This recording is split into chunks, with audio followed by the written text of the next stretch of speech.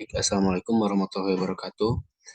Perkenalkan dulu, saya Chandra Iriansah dari jurusan Sistem Informasi Bina Insani University, Fakultas Informatika. Saya akan mempresentasikan hasil proyek saya mengenai matkul proyek pengembangan teknologi. Di sini saya mengambil proyek yang berjudul yaitu pembuatan aplikasi e-commerce. Mengenai untuk proyek saya secara gambaran singkat yaitu aplikasi e-commerce untuk menjual barang bekas dan baru menyediakan platform online yang memungkinkan pengguna untuk membeli dan menjual produk secara elektronik. Aplikasi ini juga menciptakan platform yang memudahkan interaksi antara penjual dan pembeli, memberikan fleksibilitas dalam proses penjualan baik untuk barang bekas maupun baru, dan memastikan keamanan serta kenyamanan dalam transaksi online.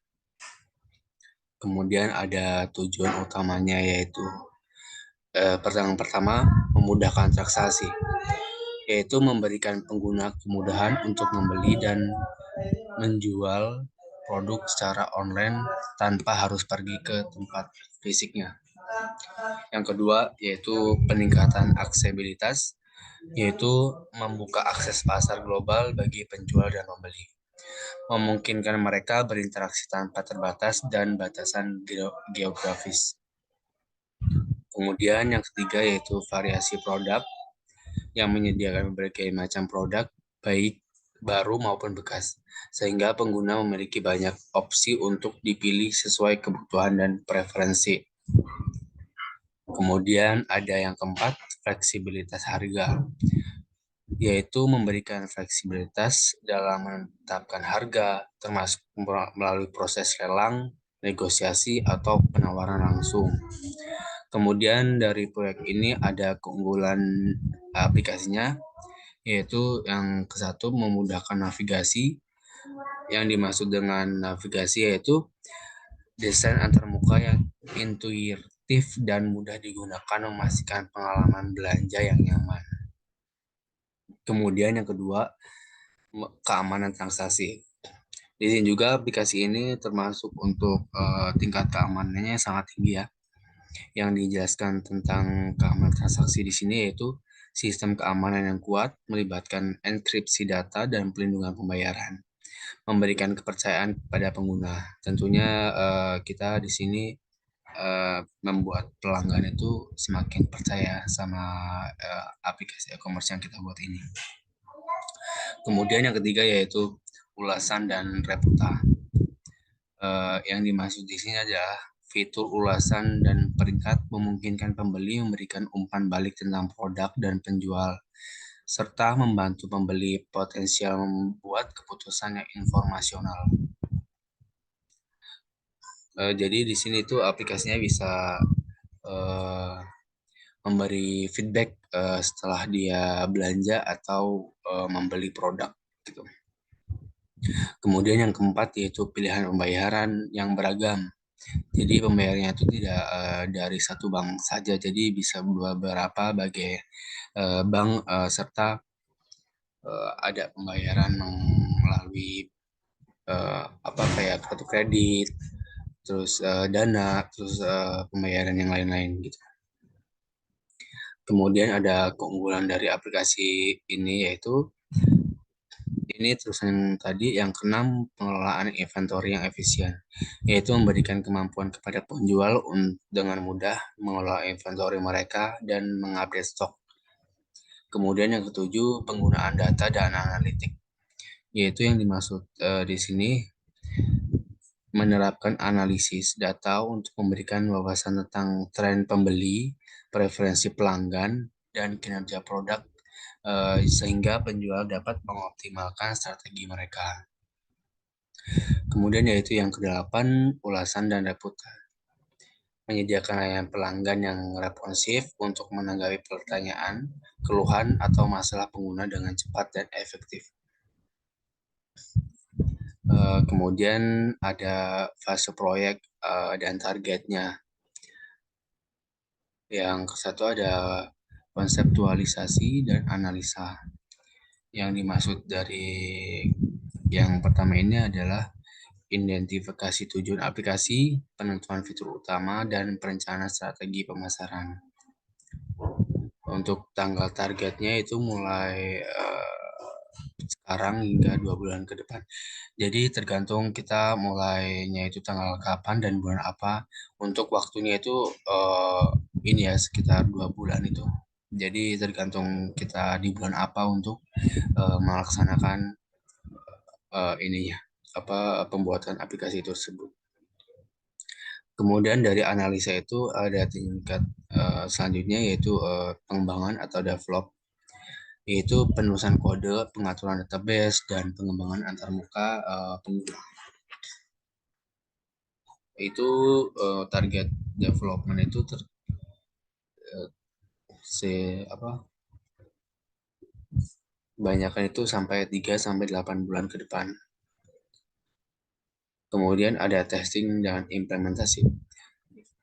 Jika untuk pengembangannya sudah selesai, maka akan diserahkan untuk testing dan implementasi itu untuk menguji coba aplikasi tersebut sehingga untuk mengetahui apakah ada bug atau ada fitur-fitur yang tidak berjalan.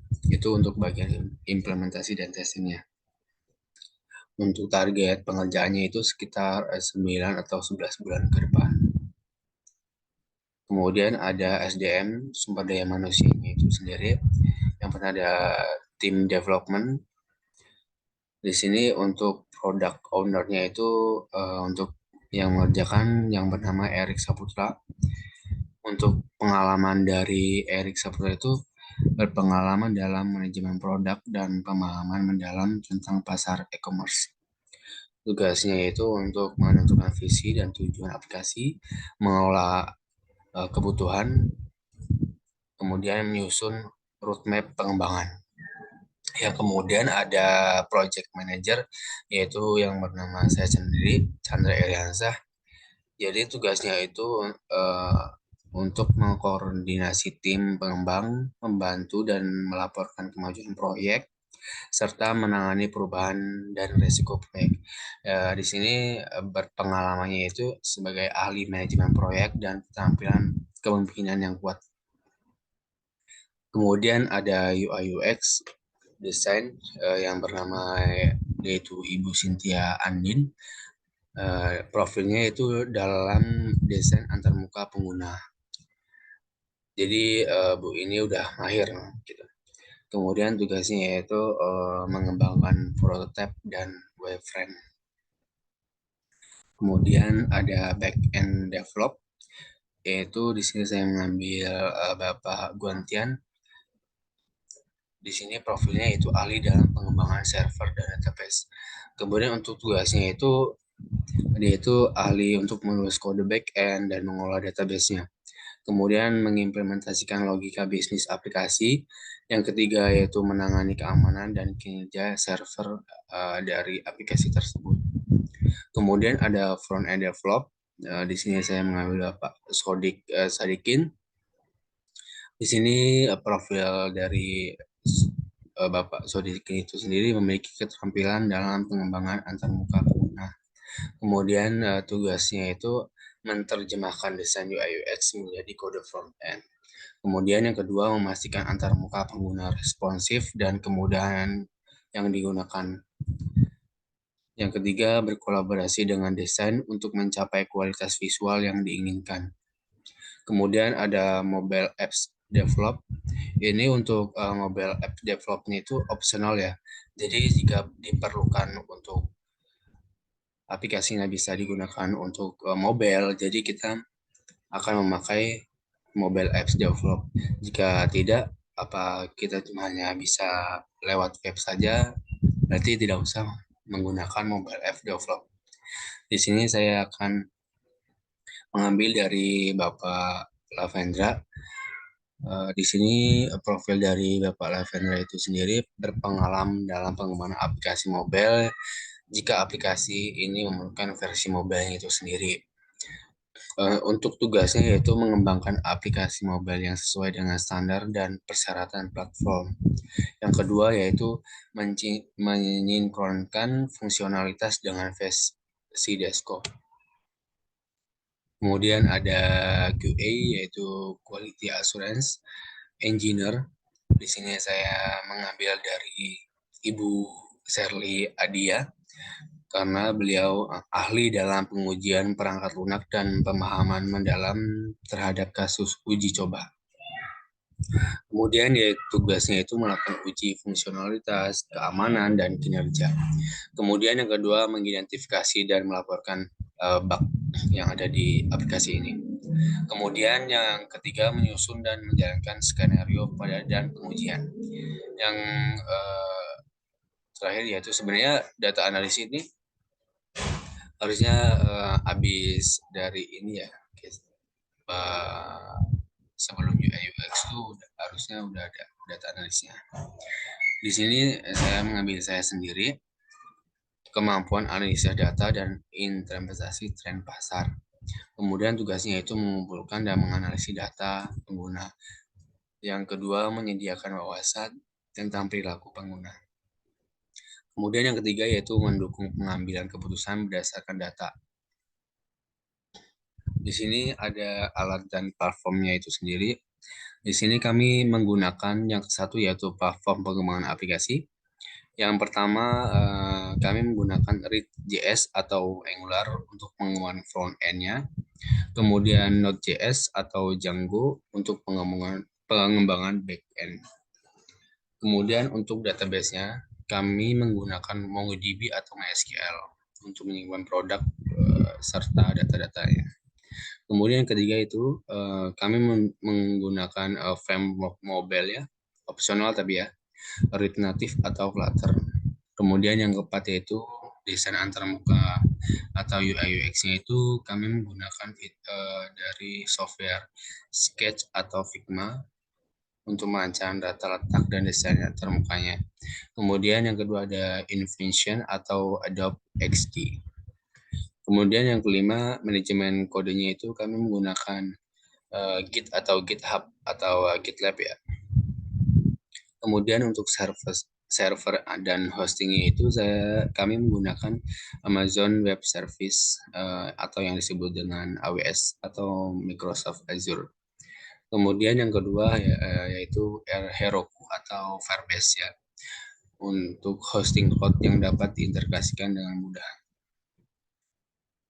Kemudian yang terakhir yaitu ada cost atau biaya dari project ini tersendiri yaitu untuk pengembangan aplikasinya itu di sini untuk front end React.js atau Angular itu sekitar 10 jutaan. Kemudian yang kedua ada backend Node.js atau Django-nya itu sekitar 15 jutaan. Untuk versi mobilenya itu opsional seperti yang saya bilang tadi. Untuk rata-rata harganya itu sekitar kurang lebih 3 juta. Untuk database-nya itu MongoDB atau MySQL itu sekitar 1.500.000 ya. Untuk yang kedua desain antarmuka pengguna sekitar sejutaan. Yang ketiga itu Sketch atau Figma-nya itu sekitar 500.000. Untuk InVision atau Adobe XD itu sekitar 400.000 juga. Untuk manajemen kodenya itu Git, kalau menggunakan Git itu gratis ya. Kalau misalnya Git atau GitHub atau GitLab itu juga gratis. Untuk Amazon Web Service-nya itu yang disebut dengan AWS atau Microsoft Azure itu mulai dari 150.000 per bulannya. Kemudian yang terakhir yaitu Heroku atau Firebase. Mulanya itu dari 100 ribuan itu per bulan. Untuk manajemen proyek di sini kami menggunakan software Jira atau Trello karena itu gratis dan berdasarkan bisa juga ada yang premium ya biasanya sih mendapatkan kayak paket gitu. Kemudian yang kedua ada Slack atau Microsoft Teams, ini gratis juga. Untuk sekian presentasi dari saya, kurang dan lebihnya saya mohon maaf dan saya akhiri. Wassalamualaikum warahmatullahi wabarakatuh.